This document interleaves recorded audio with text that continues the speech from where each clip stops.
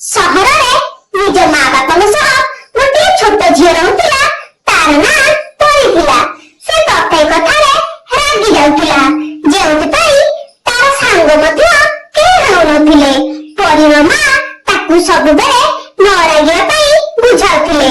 ତାର ମା କହୁଥିଲେ, ମୋ ଗେହ୍ଲା ଝିଅ, ଏତେ ରାଗିବା ଭଲ କଥା ନୁହେଁ। ରାଗିବା ଦ୍ୱାରା ନିଜର କ୍ଷତି ହୋଇଥାଏ। ତଥାପି ପରିର ପ୍ରକୃତିରେ କୌଣସି ପରିବର୍ତ୍ତନ ହେଉନଥିଲା। ସେ ସବୁବେଳେ ରାଗୁଥିଲା। ଦିନେ ପରି ତାର ହୋମୱାର୍କ କରୁଥିଲା। ଏହି ସମୟରେ ତାର ଭାଇ ଗୁଗୁଲ ସେଠାରେ ଆସି ଖେଳୁଥିଲା। ତେବେ ପରିର ପଢା ଟେବୁଲ ଉପରେ ଗୋଟିଏ ଫୁଲଦାନୀ ରହିଥିଲା। ସେହି ଫୁଲଦାନୀଟି ପରିର ଅତ୍ୟନ୍ତ ପ୍ରିୟ। ତେବେ ପରିର ସାନ ଭାଇ ଗୁଗୁଲ ଖେଳୁ ଖେଳୁ ତାର ହାତ ବାଜି ସେହି ଫୁଲଦାନୀଟି ଟେବୁଲରୁ ତଳକୁ ଖସି ଖଣ୍ଡ ଖଣ୍ଡ ହୋଇ ଭାଙ୍ଗି ଯାଇଥିଲା।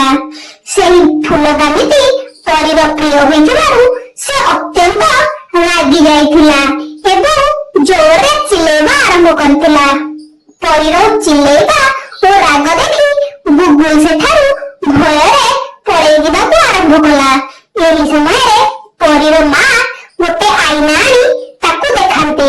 ରାଗରେ ଲାଲ ଜଲଜଲ ପରି ନିଜ ଚେହେରା ଆଇନାରେ ଦେଖି ଚମକି ପଡିଥିଲା। କାରଣ ରାଗରେ ତା ମୁହଁ ବହୁତ ଖରାପ ଦେଖାଯାଉଥିଲା।